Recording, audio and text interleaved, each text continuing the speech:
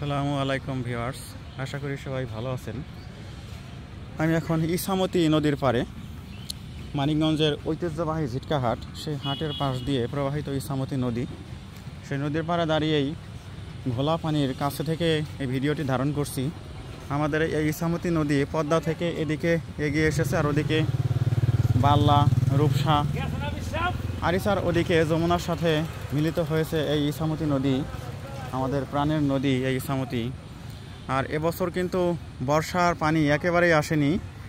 সেই লেট সিজনে আষাঢ়ের শেষের দিকে পানি আসা, তারপরে তো শ্রাবণ মাসে থই থই পানি থাকার কথা, চারদিক গ্রামের মাঠঘাট সব ডুবে টুইটুম্বুর হয়ে যাওয়ার কথা। গতানুগতিক আমরা দেখে আসছি যে বিগত প্রায় 8-10 বছর যাবৎ বর্ষার কিন্তু বেহাল দশা, আরও বেশি, প্রায় 1.5 যুগ যাবৎ বর্ষার বেহাল দশা।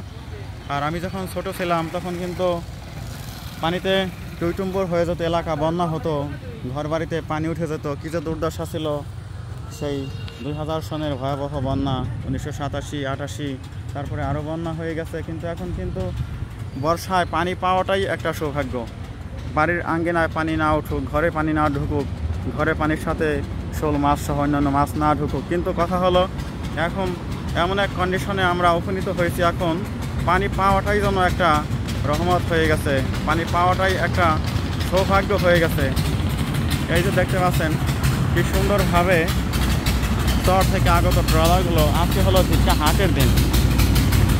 ঝিটকা হাটে প্রচুর নৌযান আমাদের হরিরামপুর এবং ঢাকার দোহার উপজেলা এইসব এবং ফরিদপুরের কিছু অংশবিশেষ, এইসব এলাকার মাঝে যে বিশাল চর রয়েছে, সেই চরে কিন্তু এবছর খুবই ভাঙন শুরু হয়ে গেছে। অনেক শিক্ষা প্রতিষ্ঠান, মানুষের ঘরবাড়ি, খাল নালা ভেঙে পদ্মার সাথে একাকার হয়ে গেছে।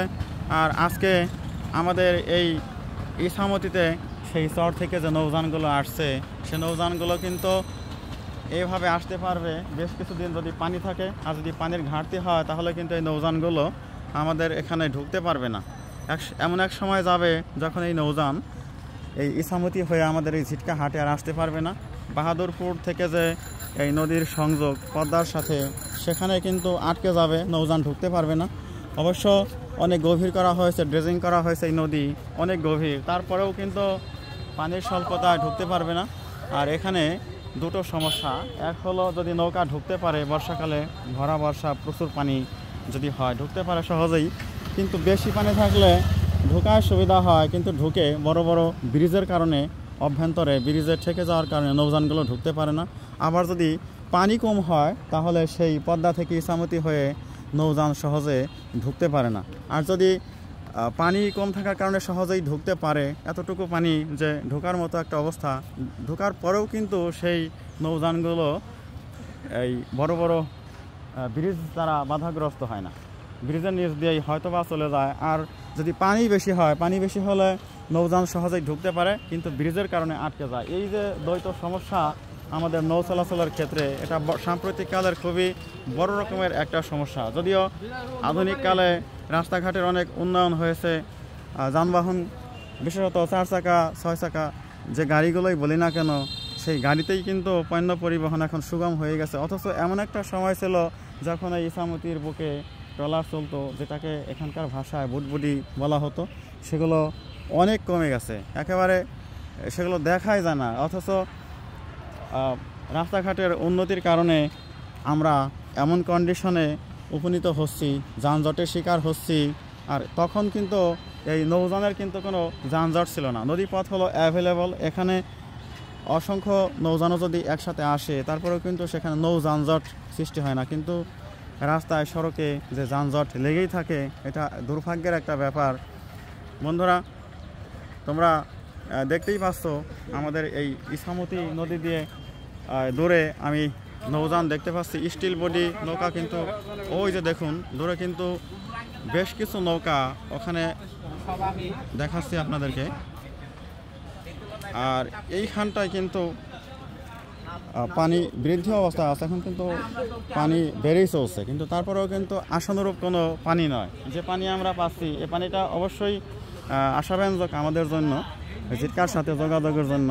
তারপরেও এর চেয়ে ভালো বর্ষা আমরা আশা করেছিলাম। প্রায় ভাদ্র মাস থেকে গেছে, আর কিছুদিন পরে তো পানি আসার সম্ভাবনাই কমে যাবে, তখন আর পানি আমরা কোত্থেকে পাবো, হয়তো বা পাবো না। তা বন্ধুরা, আশা করি এই ভিডিওটুকু আপনাদের ভালো লেগে থাকবে। কেমন লাগলো অবশ্যই কমেন্টে লিখে জানাবেন। আর আমাদের এলাকায় আসবেন, নদীপথে ইছামতির বুকে নৌযানে চড়ে ভ্রমণ করবেন। এখান থেকে নৌকা ভাড়া করে আপনি পদ্মার বুকে যে চর, বিশাল চর, সেই চরে যেতে পারবেন। আর অন্যান্য লোকাল ট্যুর, নৌকা ভ্রমণ করতে পারবেন। সেজন্য চাই আপনার প্রচেষ্টা, আর সেই প্রচেষ্টাটুকু রক্ষা করবেন। আমাদের এখানে অবশ্যই একদিন সময় করে আসবেন। এই মানিকগঞ্জ কিন্তু দর্শন প্রধান এলাকা, এখানে দর্শনীয় স্থানের সমাহার রয়েছে। আমাদের মাসাইন শাহী মসজিদ রয়েছে, আর পদ্মায় বিশাল চর রয়েছে, মানিকগঞ্জে বেউথা ব্রিজ, মানিকগঞ্জ শহর, পাটুরিয়া ঘাট, আরিসা ঘাট, এই জাতীয় অনেক ট্রাভেল স্পটগুলোতে আপনি ইজিলি অল্প খরচে ভ্রমণ করতে পারবেন। আপনারা ভালো থাকুন, সুস্থ থাকুন, এই কামনায় আমি এই ভিডিওটুকু এখানেই ক্লোজ করে দিচ্ছি।